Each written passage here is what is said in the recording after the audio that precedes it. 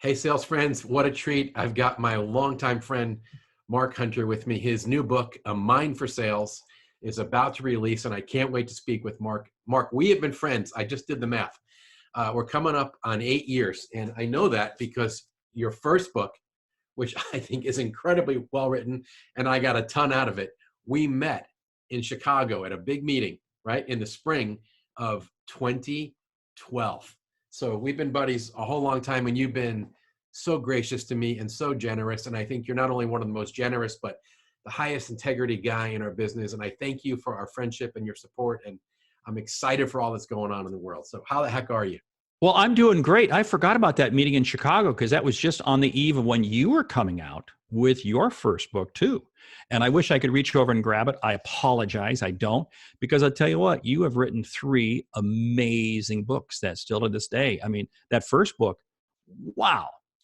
You're kind, but I don't even want to go there. Let's deal with the elephant in the room, and let's talk about COVID-19 for 1 second. You and I have both been doing everything we can to preach positivity and perseverance and focus. And I just want to ask you what you're seeing among your clients and salespeople right now. And I want to highlight a LinkedIn post you put up about a week ago that I've been pointing people to, where you were standing in the parking lot of a closed shopping center.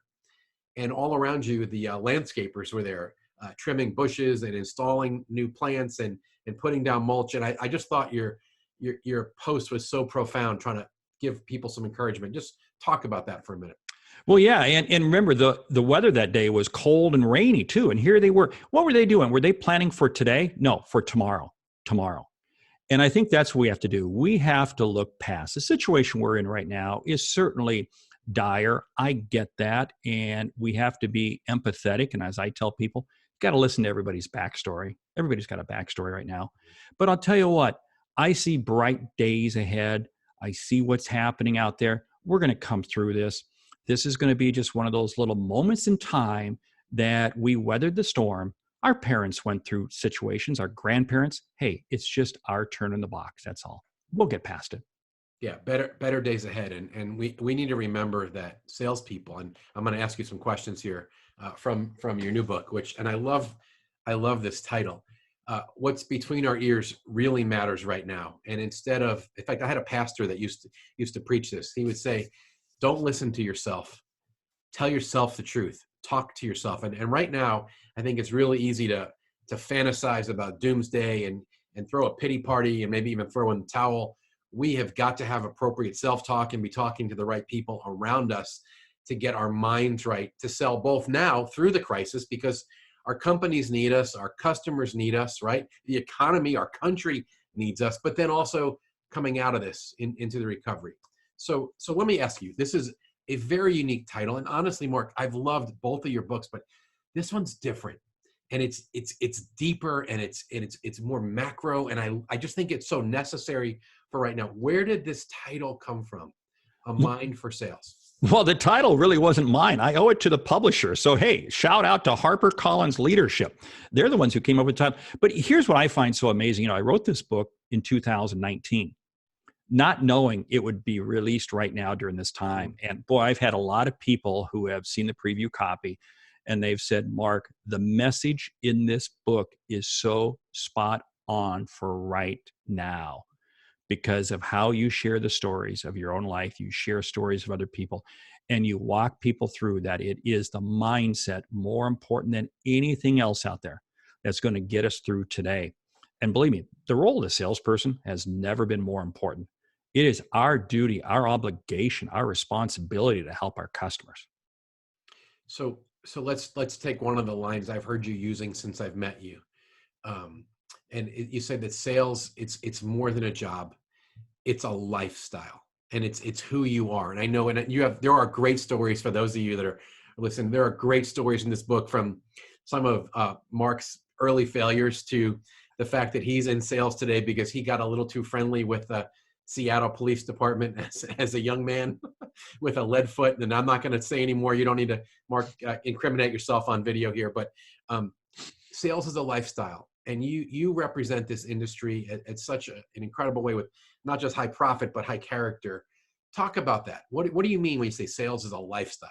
Well, sales is a lifestyle because it's about helping people. Sales is not about selling something.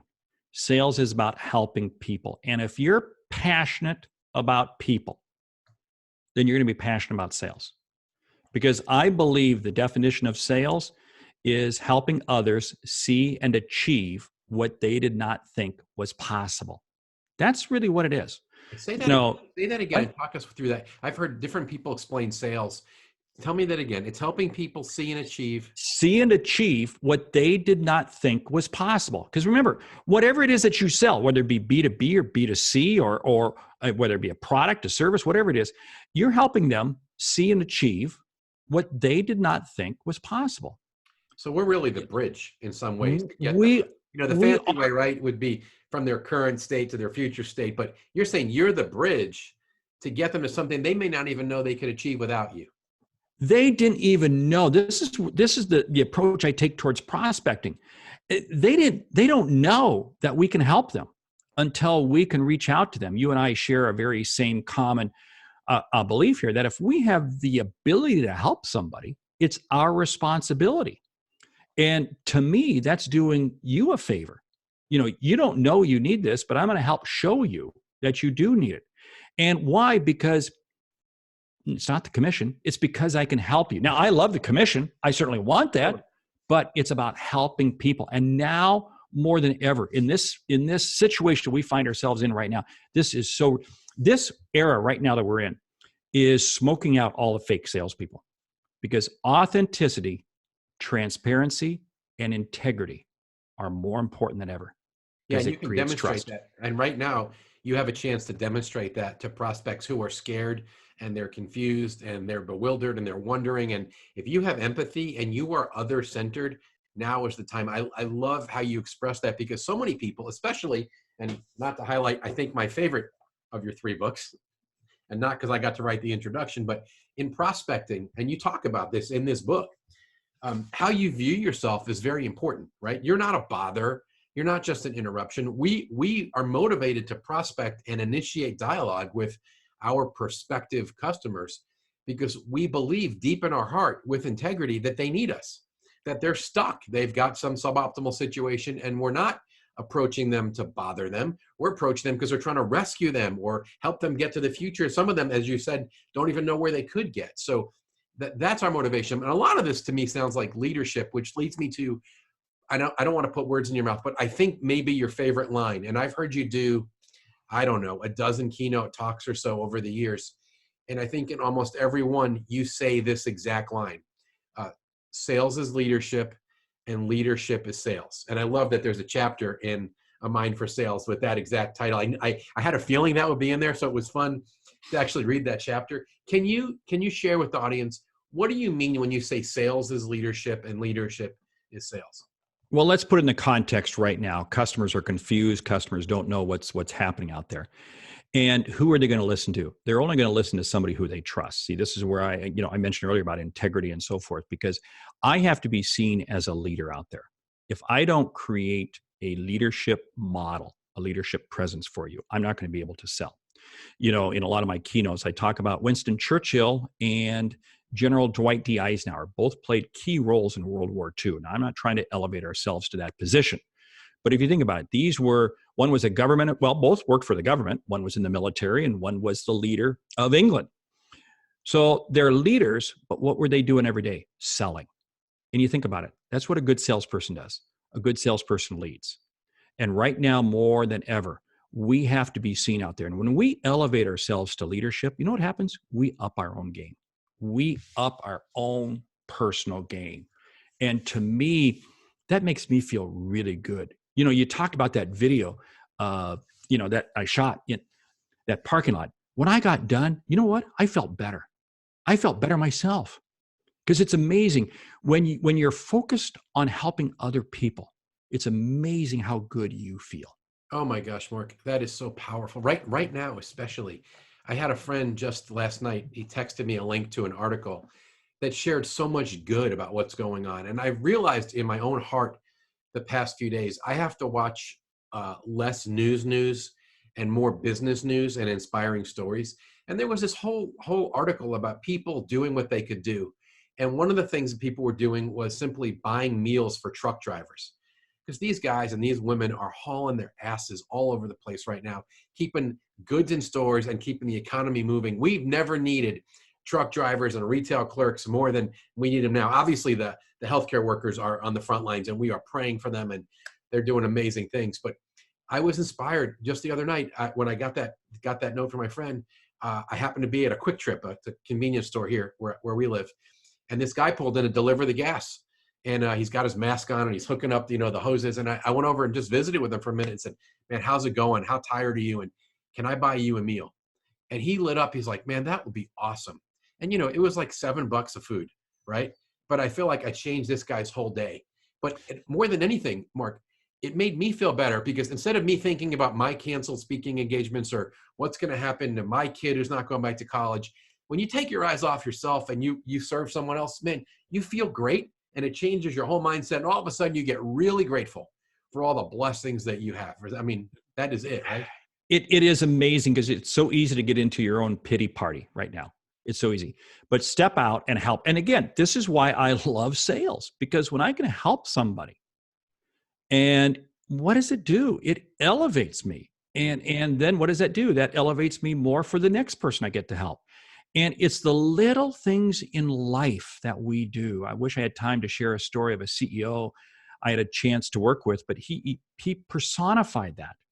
And he made the comment, he said, the reason I do this is because I make better decisions when I'm helping other people. Think about this. This was from a CEO of a Fortune 100 company. And if I told you all the issues that they went through, wow. But he navigated it well, because his focus was on helping other people. Yeah, great example for sellers. All right, I don't want to give the whole book away. I want to ask you one more question, and then we'll wrap this up. You've got a chapter in the book that says it's all about you, which I smiled when I read the title of the chapter because we're always telling salespeople it's not about you, it's about the customer, and that's a sales process and a messaging thing. But here, I'm with you. You're saying it's all about you, and one of the things that you did a beautiful job contrasting in various places throughout the book is that, especially today, with all the toys and the tech and the thousands of sales tool vendors trying to tell you, you need this, you need that, you really step back, almost like the wise, mature veteran in the industry. And I'm not calling you old, but if the shoe fits, wear it. Hey, back off, boy, back off. Hey, I got plenty of gray and getting more, right? But you really made the case. It's you. It's not your tech stack. It's you. Sales is about you. Could you wrap us just driving home that point? Because I think it's one, particularly the younger generation of sellers, desperately needs to embrace. It is so easy to get caught up in the mindset of that I just have this tool. If I just have this, I'll be successful. I call it the if-then blame game. If I have this, then I can do this. And all you're doing is making a big giant excuse as to why you don't want to do something. At the end of the day, the most powerful tool, the most powerful app, the most powerful program you have is your own mind. What do you choose to program it with, and how do you choose to use it? And here's what I challenge people with. The business of business is business. I get that. But the business of business is people. It's people having a conversation with people. And right now, more than ever, you know what's interesting? In this social distance era that we're in right now, people are craving for a conversation. People are craving. This is what your goal is right now. And you know what? That's using your mind. Here's a line that I love to use: ditch the pitch. If there was ever a time to ditch the pitch, it is right now. People just want to have a conversation. They want to, and when you allow your brain to just guide you, you know what's amazing? It's amazing what you'll come up with. It's amazing how you'll be able to impact people. But here's the whole thing. You got to watch what you hear, see, and read, because what you hear, see, and read is going to impact what you think, is going to impact how you feel and how you say. So just as you said, limit the ingestion that you will get from taking in news websites, Facebook, and everything else out there.